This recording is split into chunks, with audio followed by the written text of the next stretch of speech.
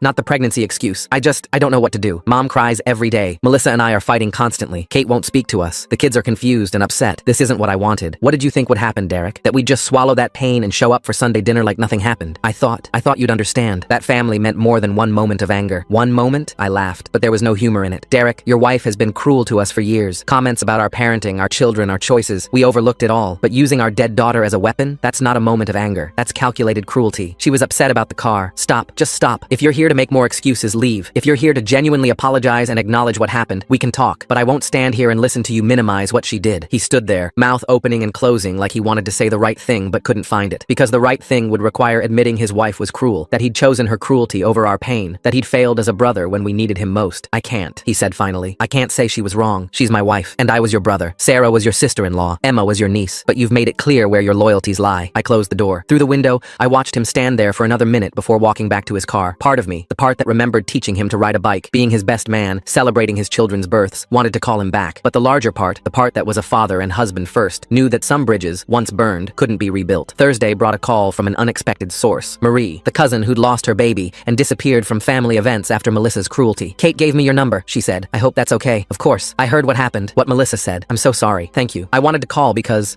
I know what you're going through. Not the loss. I can't imagine losing a child who'd lived and laughed and been part of your world for years. But the family betrayal, that I understand. How did you handle it? Badly at first. I kept waiting for someone to reach out, to say they were sorry for not defending me, to acknowledge that what she said was wrong, but they never did, because acknowledging it would mean admitting they'd failed. And that family unity they prize so highly, it's built on the silence of people like us. Do you regret cutting them off? Number, I regret that it was necessary. I regret that they chose comfort over compassion, but cutting them off, that saved me. It let me grieve without having to pretend the people who enabled my attacker were safe. People think we're overreacting. People who haven't been through it always think that. They don't understand that some wounds are too deep for forgiveness, that some betrayals reveal who people really are. And once you see it, you can't unsee it. After we hung up, I found Sarah in Emma's room. We'd left it largely untouched, unable to face packing away her things. She sat on the floor, holding one of Emma's stuffed animals. Marie called, I said, sitting beside her. Yeah? I told her about the conversation. Sarah listened, tears sliding silently down her face. She's right, Sarah said finally. About the family unity being built on silence. How many times did we bite our tongues when Melissa said something cruel? How many comments did we let slide to keep the peace? Too many. And it escalated, because that's what happens when cruelty goes unchecked. It grows. We didn't know it would lead to this. Number. But we knew it was wrong, and we stayed quiet anyway, just like everyone else is staying quiet now. Friday was Halloween. We'd always done a big family trick-or-treat gathering, all the cousins together in coordinated costumes. This year, it was just us. The kids didn't complain, but I saw our oldest looking at photos from last year on his phone, all of them together. Emma in her little witch costume, beaming at the camera. You okay, buddy? I asked. Yeah, just remembering. It's okay to miss how things were. Do you think it'll ever be normal again? I think we'll find a new normal. Different, but still good. Without them? With people who truly care about us, who would never use Emma's memory to hurt us. He nodded, pocketing his phone. I think Emma would understand why we're protecting her memory. I think so too. That night, as we walked through the neighborhood, I noticed other families, intact, whole, taking photos and laughing. Were they really as happy as they seemed? Or were they too hiding wounds, staying silent to keep peace, enabling cruelty in the name of family unity? Our phones stayed mercifully quiet. Perhaps the family had finally accepted our boundaries, or perhaps they were planning their next approach. Either way, for tonight, it was just us, our little family of 5 that should have been 6, making our own memories, protecting our own peace. Saturday morning shattered that peace. Sarah woke me early, her face pale. Look at this. She showed me her Facebook. Melissa had posted a long, dramatic status about family division and forgiveness and protecting children from adult conflicts. She didn't name us directly, but the comments made it clear everyone knew who she meant. Some people hold grudges over the smallest things, one aunt had commented. Pregnancy is so hard. People should be more understanding, wrote another. Breaking up family over words is just sad, Derek's friend had added. The narrative was being cemented. We were the grudge holders, the family breakers, the ones who couldn't forgive a pregnant woman's small mistake. Should I respond? Sarah asked. Number, let them show themselves. Let everyone see who supports using a dead child as a weapon. But it hurt. Seeing people we'd shared holidays with, whose children had played with ours, reduce our pain to pettiness. Seeing them rally around Melissa, while we grieved not just Emma, but the family we'd thought we had. My phone rang. Kate, did you see it? She asked without preamble. Yeah, I commented. Told them exactly what Melissa said. Used Emma's name and everything. Let them defend that publicly. Kate, you don't have to fight our battles. Yes, I do, because someone should have fought Marie's. Someone should have fought yours the moment Melissa opened her mouth. Silence is what lets this continue. Within an hour, Kate's comment had been deleted and she'd been blocked, but not before several people had seen it. My phone started buzzing with texts from peripheral family members who hadn't known the full story. Is that really what she said? One cousin asked. Why didn't anyone tell me? Wrote another. The narrative was cracking, but Melissa was in damage control mode. A new post appeared, this one about lies and exaggerations, and people trying to destroy a pregnant woman's reputation. She's really doubling down, Sarah said. She has to. Admitting what she really said would mean admitting she's the villain in this story. But the damage to their narrative was done. Some family members who'd been solidly in the Keep the Peace camp started reaching out privately, not to fully support us. That would require too much courage, but to express concern about what had really happened. We didn't engage. Their sudden interest in the truth after publicly supporting Melissa felt hollow. Where was this concern when we were being attacked? Where were these questions when we were being painted as the unreasonable ones? Sunday arrived with its absence of family dinner. Instead, we had a quiet morning at home. The kids made pancakes. We played board games. It was peaceful in a way our family gatherings had never been, without the underlying tension of waiting for Melissa's next cutting remark. I don't miss it, Sarah said suddenly, watching our kids laugh over a game. I thought I would, but I don't. It was always performative, always about maintaining an image rather than actually caring for each other. She was right. How many Sunday dinners had we endured Melissa's comments while everyone pretended not to notice? How many times had we comforted our children after she'd criticized their interests, their achievements, their existence, all for the sake of family unity that protected the cruel and silenced the hurt? That evening, my mother called again. This time, I answered. I saw Kate's comment before it was deleted, she said without preamble. Is that really what Melissa said about Emma? Yes. Silence. I didn't hear the exact words. I just heard shouting and came to see. By the time I got there, you were already leaving and Derek was saying it was pregnancy hormones, and you believed him without asking us, without checking what actually happened. I wanted to keep peace. You wanted to avoid conflict. There's a difference, Mom. Keeping peace would have meant addressing the person who broke it. You chose to pressure the victims instead because we're more likely to comply. I didn't think of it that way. Of course you didn't, because thinking of it that way would mean acknowledging your role in enabling abuse. Abuse is a strong word. What would you call using a dead grandchild as a weapon against grieving parents? Silence again. I failed you, she said finally. I failed Sarah. I failed Emma's memory. Yes, you did. Can you forgive me? Forgiveness isn't the issue, Mom. The issue is trust. You showed us that when we're vulnerable, you won't protect us. That when someone attacks us with our deepest pain, you'll make excuses for them. How do we trust you after that? I don't know, she admitted, but I want to try. I want to do better. Then start by holding Melissa accountable, publicly. Stop letting her control the narrative. Stop letting her paint us as the villains for protecting ourselves. Derek will be furious. Then Derek can be furious. His comfort isn't more important than our pain. I need to think about this. You do that, but while you're thinking, remember that every day you stay silent is another day you choose them over us. After I hung up, Sarah looked at me with something like hope. Do you think she'll actually do it? I don't know. Speaking up now, after publicly supporting them, would mean admitting she was wrong. That's hard for anyone, especially someone who's spent their life avoiding conflict. But at least she's finally hearing us. Maybe. Or maybe she's just trying to find a way to get us back in the fold without actually addressing what happened. Time would tell. Monday morning brought proof that Mom had made her choice. A Facebook post, carefully worded but clear. I've been reflecting on family dynamics and my role in them. I realize I've sometimes prioritized keeping peace over protecting people. When someone says something cruel, especially about a child who has passed, it's not hormones or stress, it's cruelty. And those of us who make excuses for it are complicit. I'm sorry to those I've failed by staying silent. I promise to do better. She didn't name names, but everyone knew. The comment section exploded. Derek accused her of betraying family. Melissa called her a troublemaker. Various relatives expressed shock that she would air family business publicly. But others, the quiet ones, the ones who'd been silenced before, started speaking up. Stories came out. Times Melissa had been cruel and the family had looked away. Patterns of behavior that had been ignored for years. It's like a dam broke, Sarah said, reading through the comments. All these people who've been hurt by her, finally feeling safe to speak up. My phone rang. Derek, your mother is destroying our family, he said without greeting. Melissa destroyed our family. Mom's just finally acknowledging it. This is your fault. You and Sarah, making a big deal out of nothing. Using our dead daughter as a weapon is nothing? She didn't mean... I hung up. We were past the point of these circular conversations, but the family reckoning continued. Kate called that evening, almost giddy. Did you see Aunt Linda's comment? She admitted that Melissa made her daughter cry at her wedding by criticizing her dress, and Uncle Jim's wife finally told the story about Melissa announcing her pregnancy at their daughter's graduation dinner. It's all coming out. Good, Sarah said. Let them all see what they've been enabling. But with revelation came retaliation. Melissa posted her own status, painting herself as a victim of a coordinated attack. Derek supported her, claiming people were ganging up on a pregnant woman. They announced they were taking a break from social media and family events for their mental health. Classic, Sarah muttered. Play victim when accountability comes knocking. But something had shifted. The family dynamic that had protected Melissa for years was crumbling. People were questioning why they'd stayed silent, why they'd prioritized her comfort over others' pain. Tuesday brought an unexpected visitor. Aunt Linda stood on our porch, looking uncomfortable but determined. I owe you an apology, she said when I let her in. When Melissa said what she said about Emma, I should have spoken up. I should have protected you both. Sarah studied her carefully. Why didn't you? Because I'm a coward, Linda said simply. Because speaking up would have made me a target. Because it was easier to let you bear the weight of her cruelty than to share it. And now? Now I realize that my silence made me complicit. That every time I let her cruelty slide, I enabled the next instance. I'm sorry. I'm so deeply sorry. It was the first real apology we'd received. Not qualified, not excused, just acknowledgement of failure and regret. I appreciate that, Sarah said carefully. But you understand why we can't just go back to how things were? I do. Trust is earned, and I haven't earned yours. But I wanted you to know that some of us see it now, see what we allowed to happen, and we're sorry. After she left, Sarah and I sat with the strangeness of it. The family wall of silence, once so impenetrable, was developing cracks. It doesn't change what happened, Sarah said. Doesn't bring Emma back into a world where her memory is protected. But maybe it prevents the next Marie, the next us. Wednesday was quiet. The social media storm had died down, replaced by an uncomfortable silence. Sides had been chosen. Lines had been drawn. The family that had once gathered for every occasion was now fractured into camps. Thursday brought news through Kate. Derek and Melissa are hosting Thanksgiving, making a big deal about keeping traditions alive and not letting division win. It's clearly a loyalty test. Let them test, I said. We already know where we stand. Mom's not going, Kate added. Neither are Linda or Jim's family. Looks like their guest list is getting smaller. Part of me, the part that remembered Derek teaching me to throw a football, being there when each of my kids was born, felt sad. But the larger part, the part that had watched him choose his wife's cruelty over our pain, felt nothing but resolve. Friday was the kids' school Thanksgiving program. We sat in the auditorium, watching our children sing songs about gratitude and family. The irony wasn't lost on us. Family isn't always blood, Sarah whispered, watching our son help a classmate with their costume. Sometimes it's the people who choose to protect you instead of hurt you. She was right. In losing the family we'd been born and married into, we were discovering something else. Friends who checked in regularly, parents from school who'd heard something had happened and offered support without prying, Kate, who called daily just to make sure we were okay. That weekend, we started planning our own Thanksgiving. Kate would come, along with Marie and her family, some friends who had nowhere else to go, a hodgepodge of people who understood that family was about more than shared DNA. It'll be different, Sarah said, making lists. Different isn't bad. Number different might actually be better. The kids were adjusting too. Our oldest had started teaching chess to kids at the community center. Kids who actually want to learn, he said pointedly. Our middle child had joined a book club. Our youngest was thriving in art classes. Without the constant subtle criticisms from Melissa, without the tension of family gatherings where they walked on eggshells, they were blooming. I think Emma would like this, our daughter said one evening, working on a painting. She always said Aunt Melissa was mean. Maybe she's happy we don't have to see her anymore. Out of the mouths of babes, again. As November progressed toward Thanksgiving, the family divide solidified. Derek and Melissa surrounded themselves with the relatives who still believed in keeping peace at any cost. We built something new with those who understood that some costs were too high. Mom called the night before Thanksgiving. I wanted you to know I'm not going to Derek's, she said. I'll be alone, but I can't sit at a table with someone who used my granddaughter's death as a weapon. You don't have to be alone, I found myself saying. We have room. Sarah looked at me, surprised but not disapproving. Are you sure? Mom's voice was small. I'm sure that Emma would want her grandmother to have somewhere to go on Thanksgiving. I'm sure that choosing right, even late, still matters. But I'm also sure that this isn't a clean slate. It's a chance to do better. I understand. Thank you. After I hung up, Sarah took my hand. That was kind of you. She's trying. Late, but trying. And maybe showing her what real family looks like will help her understand what we lost when she stayed silent. Maybe. Thanksgiving arrived crisp and clear. Our house filled with the smells of cooking and the sounds of chosen family. Kate arrived early to help cook. Marie brought her children, who played easily with ours. Friends filled in the gaps, creating a warmth that had nothing to do with obligation and everything to do with choice. Mom arrived last, carrying her famous sweet potato casserole and looking uncertain. Thank you for having me, she said quietly. Thank you for choosing to be here, Sarah replied. For choosing us. The meal was different from years past. Smaller in some ways, but richer. Conversation flowed without the underlying tension of waiting for Melissa's next barb. The kids laughed freely. Stories were shared without fear of judgment. This is nice, Mom said at one point, looking around the table. Different, but nice. Different can be good, our son said. Like in chess. Sometimes you have to sacrifice a piece to win the game. What piece did we sacrifice? Our daughter asked. The one that was hurting us, he said simply. Mom's eyes filled with tears. I'm sorry I didn't protect you, all of you, from that hurt. We know, Sarah said, but you're here now. That matters. As the evening wound down and guests started leaving, Mom pulled me aside. Derek called earlier while I was driving here. He wanted to know how I could choose them over him. What did you tell him? That I wasn't choosing sides. I was choosing right. He didn't understand. He might never understand. I know, and that breaks my heart, but not as much as knowing I failed you when you needed me most. She left with promises to do better, to be better. Time would tell if she could follow through. That night, as Sarah and I cleaned up, she paused by Emma's photo on the mantle. I think she would have liked today, she said. A house full of people who actually care about each other. No mean comments about her art, no comparisons to her cousins. Just love. Just love. We'd lost family. The kind you're born into.